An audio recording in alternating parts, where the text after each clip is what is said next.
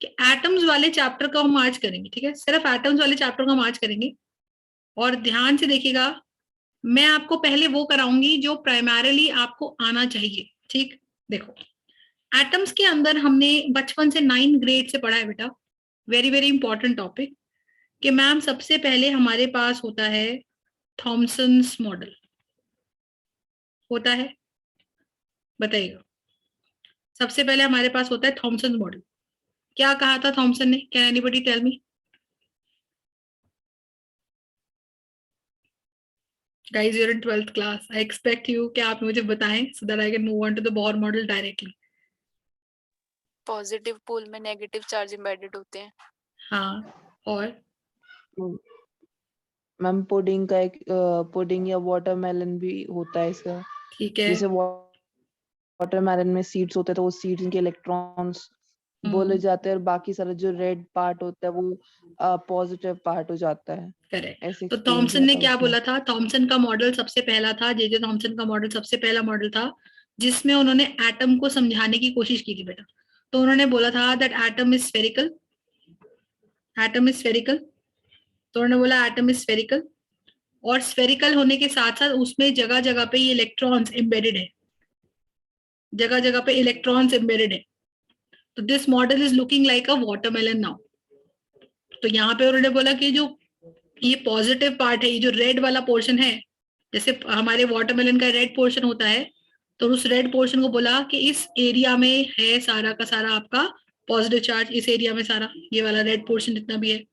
और जो ये नेगेटिव इलेक्ट्रॉन्स है बेटा, उन्होंने बोला कि अगर इसमें कोई नेगेटिव पार्टिकल है एटम के अंदर, तो वो नेगेटिव पार्टिकल इनके अंदर ऐसे धंसा हुआ है, ठीक है। और उनको बोला गया कि these particles will be called as electrons.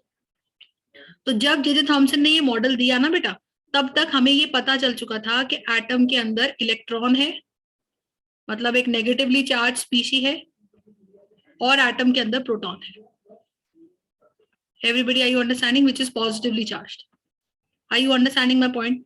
तो जब भी हम बात करते हैं एटम की, तो एटम के अंदर जो सब एटॉमिक पार्टिकल्स होते हैं, तब तक इलेक्ट्रॉन और प्रोटॉन की डिस्कवरी हो चुकी थी, और न्यूट्रॉन की डिस्कवरी नहीं हुई थी, तब तक नहीं हुई थी। और तब जे थॉमसन ने अपना मॉडल दे दिया था। उसने कहा था that atom is electrically neutral. एक वर्ड उसने यूज किया था, the atom is electrically neutral. और क्योंकि इलेक्ट्रिकली न्यूट्रल है, क्यों? क्योंकि जितना पॉजिटिव चार्ज इस रेड पार्ट में है, उतना ही नेगेटिव चार्ज ये इलेक्ट्रॉन्स मिलके बनाएंगे। I hope you are understanding. तो इलेक्ट्रिकली न्यूट्रल क्यों है बेटा? क्योंकि total positive charge is equals to total negative charge. ऐसा बोला था जे थॉमसन ने। तो he could explain the neutrality, but he could not explain the stability. तो ड्रॉबैक क्या आ गया था थॉमसन मॉडल का? That he could not explain the stability. वो एटम की स्टेबिलिटी नहीं समझा पाया था, ठीक है। क्यों नहीं समझा पाया था? आप खुद सोचो कि मैम ये जो बीच में लाल पोर्शन है ना, यहाँ plus charge plus charge plus charge धसा हुआ है, तो मैम इतने सारे प्लस चार्ज एक साथ कैसे रह रहे? तो इनमें तो रिपल्शन हो जाएगी, और रिपल्शन हो गई तो क्या ये स्टेबल रहेगा? आप मुझे बताओ, बताइएगा। किसी भी चीज में अगर एटम्स बाहर जाना चाह रहे हैं टूटकर, या जो भी पार्टिकल्स है वो रिपल्शन के कारण दूर भाग रहे एक दूसरे से, तो क्या वो जुड़ के एक एटम में रह पाएंगे? तो क्या वो एटम स्टेबल होगा? नहीं होगा। तो जे थॉमसन इस कॉन्सेप्ट को समझा नहीं पाया। तो उसने कहा कि जे थॉमसन ने बोला कि इसको आप प्लम पुडिंग मॉडल बोल लो, आप इसको वाटरमेलन मॉडल बोलो, इसको आप कस्टर्ड मॉडल बोलो। जैसे कस्टर्ड होता है ना, कस्टर्ड में फ्रूट्स डाल देते हो आप, तो फ्रूट्स विल बी और नेगेटिवली चार्ज पार्टिकल्स, और जो कस्टर्ड है येलोइश या क्रीमिश कलर का, वो आपका पॉजिटिव चार्ज है। तो in the pool of positive charge negative charges are embedded. देखो ये जो मैं बोल रही हूँ, ये वीडियो में शेयर कर दूंगी, आप लिख लीजिएगा, बट अभी सिर्फ सुनो, अभी सिर्फ सुनो। आज की क्लास में सिर्फ सुनो और समझते चलो, ठीक है। नोट्स आप लोग वीडियो से बनाइएगा, पर अभी सिर्फ समझ लो। तो हमने कहा कि भाई मैम ये हमारे पास पूरा का पूरा एटम है, और इस एटम के अंदर जगह जगह पे इलेक्ट्रॉन्स एम्बेडेड है। तो ये था हमारे जे थॉमसन का मॉडल। तो what he said that the electrons are embedded in the pool of positive charge. तो ये रेड वाला पोर्शन पॉजिटिव चार्ज से भरा हुआ था, पर अच्छी बात इसकी ये थी, इसने एटम को स्फेरिकल कहा, इसने एटम को स्फेरिकल कहा। अच्छी बात ये थी, इसने एटम को 3D बॉडी माना, ना कि 2D। ठीक है, बट फिर भी ये 2D बॉडी को समझा नहीं पाया। इसने एटम को बोला कि एक स्फेरिकल सॉलिड बॉल होती है जो कि पॉजिटिव चार्ज से भरी हुई है और जगह जगह जगह जगह पे नेगेटिव चार्ज उसके अंदर धसा हुआ है। Are you understanding my point? बताइएगा। Yes ma'am. फिर उसके बाद जब जे थॉमसन का मॉडल फेल हो गया, क्यों फेल हो गया? क्योंकि मैम वो स्टेबिलिटी नहीं समझा पाया। तो देन एट दैट टाइम, क्योंकि उस टाइम पे क्या हो गया था ना, देखो इलेक्ट्रॉन डिस्कवर हो गया था, प्रोटॉन डिस्कवर हो चुका था, तो साइंटिस्ट में ये बात का कंपटीशन था कि यार ये है कहाँ, ये इलेक्ट्रॉन है, प्रोटॉन है, ये एटम में तो है, पर एटम में कहाँ रखे हुए हैं? तो उनकी डायरेक्शन या उनकी पोजीशन इन दी एटम को बताने का कंपटीशन चल पड़ा था। तो जब जे थॉमसन ने अपना मॉडल दिया तो कई सालों तक जे थॉमसन का मॉडल चला, क्योंकि कोई और का मॉडल था ही नहीं। तो जब कोई और मॉडल था ही नहीं तो तभी जे थॉमसन का मॉडल चला। I hope you are understanding. लेकिन बाद में आया हमारे पास कौन सा मॉडल? Are you understanding? बाद में आया हमारे पास किसका? Rutherford's model. बाद में हमारे पास आया Rutherford's model. Are you understanding my point? बताइए। तो जब मेरे पास ये रदरफोर्ड का मॉडल आया बच्चे, तो इसने अपनी कोशिश करी और इसने कहा कि ठीक है, लेट अस सपोज कि जे थॉमसन का मॉडल सही है। मतलब विश्वास इसको भी नहीं था, कहता भाई हो सकता है जे थॉमसन जो बोल रहा है वो बिल्कुल सही है, पर मैं एक एक्सपेरिमेंट करके देखना चाहता हूं। So what he did was understand, उसने कहा कि भाई मान लेते हैं कि एक गोल्ड फॉइल है, and I am pretty sure सबको पता है कि गोल्ड फॉइल एक्सपेरिमेंट बोला जाता है रदरफोर्ड के मॉडल को। तो Rutherford's model is also called as gold foil experiment. Am I right everybody? तो Rutherford's model is also called as gold foil experiment. सही बात है? बताए। Yes ma'am. तो उसने क्या किया था? आपको सबको बेसिक सिस्टम तो याद ही है कि मैम उसने एक गोल्ड फॉइल बनाई थी। उसने कहा था कि भाई ये मान लो गोल्ड फॉइल है। गोल्ड फॉइल ही क्यों ली थी बेटा? बताइएगा, गोल्ड फॉइल ही क्यों ली थी? क्योंकि गोल्ड एक ऐसा एलिमेंट है जो कि बहुत ही मेलिएबल है। मेलिएबल मतलब it can be converted into very thin sheets. It can be converted into very thin sheets. तो अगर आपने गोल्ड फॉइल को बहुत ही पतली पतली शीट्स में कन्वर्ट कर लिया तो इसका क्या मतलब है? इसका क्या मतलब है कि अगर आपने गोल्ड की फॉइल को आपने लंबी लंबी शीट्स में कन्वर्ट कर लिया तो वो शीट्स बहुत ही पतली हो जाती है, और क्योंकि वो पतली हो जाती है तो उनको पार करने के लिए आराम से पार किया जा सकता है। फिर पीछे की तरफ क्या लगा दिया गया? पीछे की तरफ लगा दी गई उसके एक जिंक सल्फाइड स्क्रीन। एक जिंक सल्फाइड स्क्रीन पीछे की तरफ लगा दी उसके एक जिंक सल्फाइड स्क्रीन। तो ये जो ब्लू कलर की स्क्रीन है that is a zinc sulphide screen. I hope everybody is aware of it, ZNS screen. और सामने रख दिया बेटा उसके बहुत सारे लेड बॉक्स। ठीक है, सामने रख दिया उसके अंदर लेड बॉक्स, ऐसा सा। बात समझ में आ रही है सबको? तो बताओ। तो this kind of lead box was kept, और बीच में उसके था गैप। बीच में उसके था गैप, ऐसा सा कुछ सिस्टम था। और यहां बीच में रखा एक radium sample. Are you understanding my point? बीच में रखा एक रेडियम सैंपल। मेरी बात क्लियर हो रही है सबको? तो बताइए।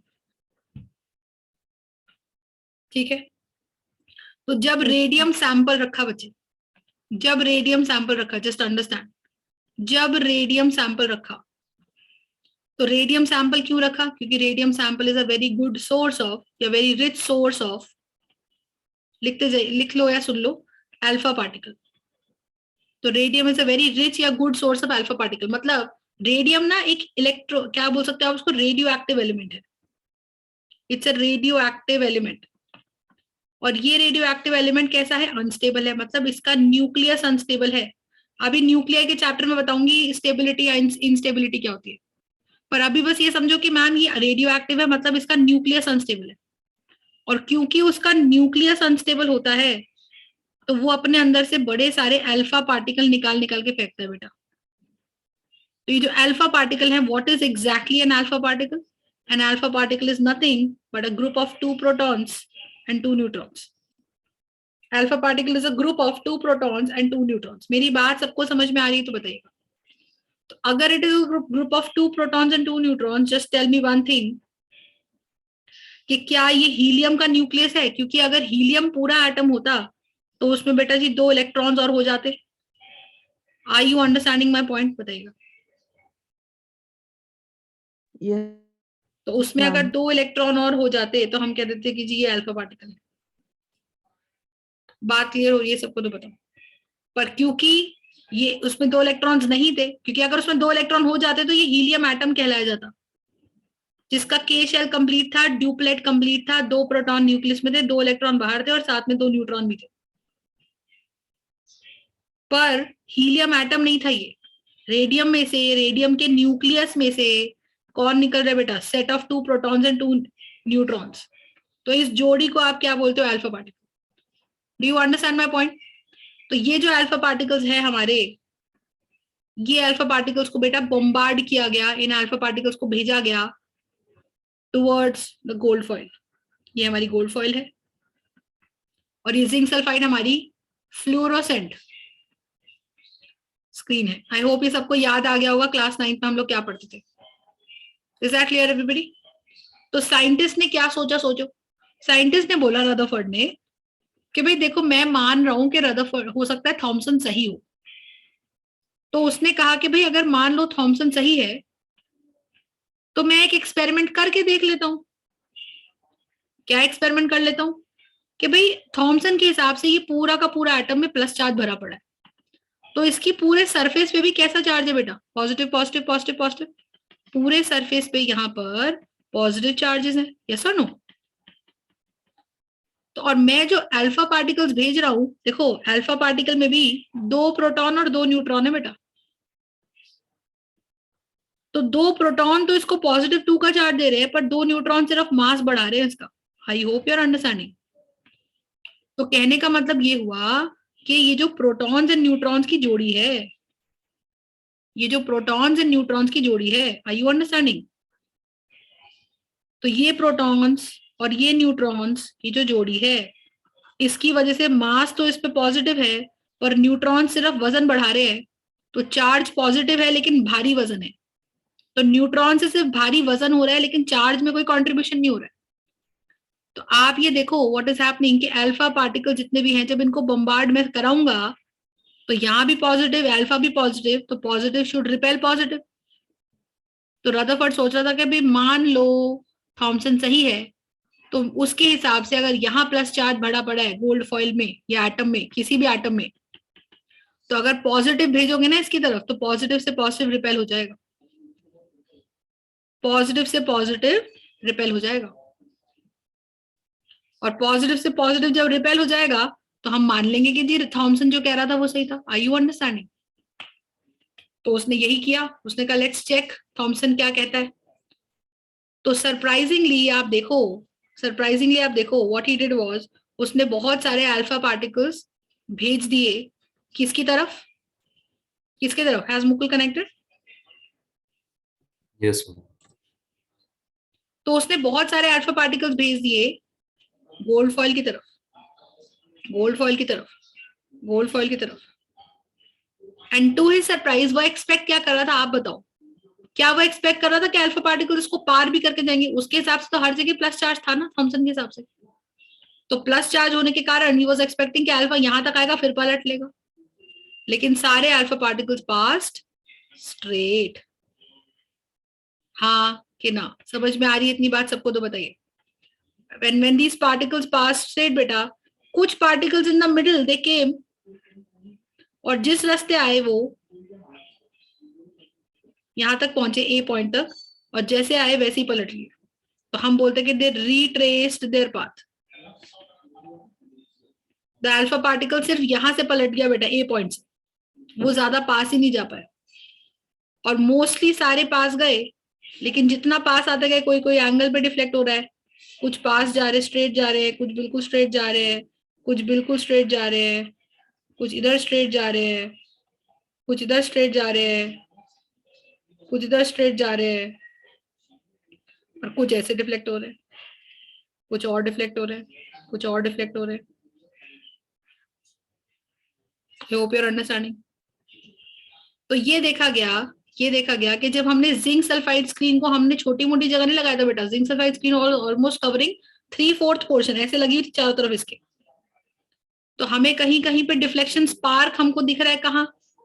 कभी हमें स्पार्क दिख रहा है जिंक सल्फाइड स्क्रीन पे यहाँ, कभी यहाँ स्पार्क दिख रहा है, कभी यहाँ स्पार्क दिख रहा है, कभी यहाँ स्पार्क दिख रहा है। स्पार्क क्यों दिख रहा है? क्योंकि वो जिंक सल्फाइड स्क्रीन की प्रॉपर्टी है, क्योंकि वो जिंक सल्फाइड स्क्रीन की प्रॉपर्टी है। क्या है वो जिंक सल्फाइड स्क्रीन की प्रॉपर्टी बताइए? कि मैम वो फ्लोरोसेंट है। और फ्लोरोसेंट होने का मतलब क्या है? फ्लोरोसेंट होने का मतलब क्या है कि जब उस पर लाइट पड़ेगी तो वो स्पार्क शो करेगा, जब उस पर लाइट पड़ेगी तो वो स्पार्क शो करेगा, जब उस पर लाइट पड़ेगी तो वो स्पार्क शो करेगा। तो मैम अगर पार्टिकल इस पे गिर रहा है और ये स्पार्क शो कर रहा है, दैट मीन्स अगर यहाँ स्पार्क है, मतलब कुछ तो टकरा आ रहा है ना आके। और क्योंकि ये एक्सपेरिमेंट वैक्यूम में किया था, तो वहां पार्टिकल के नाम पे हवा नहीं थी, पानी नहीं था, कुछ नहीं था, सिर्फ था तो एक अल्फा पार्टिकल। तो ऑब्वियसली जाके टकराएगा भी कौन? Alpha particle. तो यहाँ भी स्पार्क हो रहा है, यहाँ स्पार्क हो रहा है, यहाँ स्पार्क हो रहा है, तो ये सारे के सारे spark is being shown by the alpha particle. Are you understanding my point? बताइएगा, लॉजिक समझ में आ रहा है सबको? तो बोलिए। एंड एज अ रिजल्ट, लेकिन सिर्फ एक पोर्शन ऐसा बचा बेटा जहां स्पार्क नहीं देखने को मिला, विच इज दिस पोर्शन। तो इस पोर्शन में बोला गया कि भाई यहाँ स्पार्क नहीं देखने को मिल रहा है, इसका मतलब सारा का सारा पॉजिटिव चार्ज सेंटर में ही एक्यूमुलेटेड है। आई होप ये चीज तुम लोगों ने 10-15 मिनट में मैंने आपको पूरा समझा दिया, जो 9th में पढ़ा था। दिस वाज योर 9th की पूरी केमिस्ट्री जो आपने पढ़ी थी, जो कि फिजिक्स का सिर्फ 15 मिनट्स है 12th क्लास का। तो ये आपका बोला जाएगा कि इसको नाम दे दिया गया न्यूक्लियस। याद है सबको? तो बताइएगा। Everybody, are you understanding? Yes ma'am. यहां तक सबको समझ में है? तो इतना तो मैम नया कुछ बताया नहीं आपने, तो 9th में ही पढ़ लिया था। अब आगे सुनो, अब आ जाओ 11वीं 12वीं में। ठीक, तो बीच में मैम न्यूक्लियस था, जिसमें ऐसा माना गया कि सारा का सारा positive charge is concentrated only at the centre. क्यों? क्योंकि हमने भेजा था पॉजिटिव चार्ज पार्टिकल। अल्फा वाले कैसे थे? सब पॉजिटिव थे। क्यों पॉजिटिव थे? क्योंकि अल्फा मतलब 2 प्रोटॉन और 2 न्यूट्रॉन का ग्रुप। इन शॉर्ट हीलियम+2, हीलियम का न्यूक्लियस वो भेज रहे हैं हम अपने एटम की तरफ, और हम एक्सपेक्ट ये कर रहे थे that they would actually यहीं से रिटर्न कर जाएंगे, बट ऐसा नहीं हुआ। And most of them passed straight, और वो जहां जहां टकराए वहां पे उन्होंने स्पार्क शो कर दिया। समझ में आई? तो साइंटिस्ट ने क्या कहा? साइंटिस्ट ने कहा कि भाई there is a very very small positive centre, और उस पॉजिटिव सेंटर का नाम दे दिया गया न्यूक्लियस। क्यों? क्योंकि जब उसने 20,000 पार्टिकल्स भेजे बेटा, तो दीज 20 आउट ऑफ 20,000 पार्टिकल्स, वो कौन सा पार्टिकल था? वो पार्टिकल था ये वाला, ये नीले वाला पार्टिकल। Are you understanding? ये नीले वाला particle, can you see this big arrow? ये पार्टिकल बेटा जहां ए तक पहुंचा था वहीं से पलट लिया था। तो ए से पहुंचा और वहीं से पलट लिया। क्यों पलट लिया? क्योंकि उसके जस्ट सामने न्यूक्लियस था। तो आप देखो अल्फा पार्टिकल चिन्ना सा था पर भारी था, वो पार्टिकल आया और वो पलट लिया, डू यू अंडरस्टैंड? तो जब वो पार्टिकल आया और वो पलट लिया, इसका मतलब क्या है बताइए? बताओ। यहाँ पे पॉजिटिव कि न्यूक्लियस उसके सामने पॉजिटिव पार्टिकल है, तो वो कितना छोटा हुआ होगा कि सिर्फ एक। क्योंकि अगर सोचो अगर वो बड़ा होता तो उस हिसाब से तो कई सारे अल्फा पार्टिकल पलटते, लेकिन नहीं। और बचे कुछ पार्टिकल्स भी क्यों पलटे? वो भी क्यों डिफ्लेक्ट भी क्यों है? क्योंकि ये पॉजिटिव न्यूक्लियस है ना बीच में। तो जैसे पॉजिटिव चार्ज अगर सेंटर पे रखा है तो उसकी फोर्स ऑफ अट्रैक्शन दूर तक जा रही है कि नहीं जा रही है? तो फोर्स ऑफ अट्रैक्शन उसकी दूर तक जा रही है, उसकी रिपल्शन या अट्रैक्शन जो भी है उसका एक सर्टेन फील्ड है। हम ये तो बोलते ही है ना कि भाई जो हमारा न्यूक्लियस है उसका force of attraction almost valence shell तक जाता है, पर वैलेंस शेल तक बड़ा कम जाता है। तो अगर ये एक गोल्ड एटम है, तो इसका फोर्स ऑफ अट्रैक्शन जहां तक जा रहा है उसकी फील्ड में जो भी अल्फा पार्टिकल आ गया वो धक्का खा के मुड़ गया। यहां तक पहुंच रही है फोर्स ऑफ रिपल्शन, क्योंकि पॉजिटिव पॉजिटिव को रिपेल करता है, तो ये भी धक्का खा के मुड़ गया। लेकिन जहां तक वीक हो गई फोर्स ऑफ अट्रैक्शन, वहां पे अल्फा पार्टिकल्स नियरली स्ट्रेट चले गए। तो साइंटिस्ट ने क्या बोला, that there is a very small positive centre, और उसका नाम रख दिया गया न्यूक्लियस। इतनी बात सबको समझ में आई कि नहीं? फिर साइंटिस्ट ने थोड़ा सा 12th के लेवल पे कुछ कुछ बातें और बोली। उन्होंने क्या कहा, उन्होंने कहा कि भाई देखिए, एक अल्फा पार्टिकल ऐसा है जो बिल्कुल स्ट्रेट आता है, और क्योंकि वो बिल्कुल स्ट्रेट आता है तो वो यहां तक पहुंच के वापस पलट जाता है। So that means it came till point A ma'am, and then it reverted back. तो इसका मतलब ये जो ए वाला अल्फा पार्टिकल है, जो नीले वाला अल्फा पार्टिकल है, ये नीले वाला अल्फा पार्टिकल मैक्सिमम इंपैक्ट झेल रहा है, मैक्सिमम इंपैक्ट एक्सपीरियंस कर रहा है। किसका एक्सपीरियंस कर रहा है maximum impact? Force of repulsion का, कि इसी के सामने न्यूक्लियस पड़ा होगा तभी उसी को मैक्सिमम रिपल्शन मिल गई। तो इसे बोलते हैं बेटा head on collision. What is this called? Head on collision. बिल्कुल न्यूक्लियस के आमने सामने आना, बिल्कुल सिर लेके न्यूक्लियस के सामने आना। जैसे वो कहते हैं ना, the bulls lock their horns. तो basically what are they trying to do? वो लड़ रहे हैं, सिर लड़ा के, मतलब अपने सींगों से लड़ रहे हैं।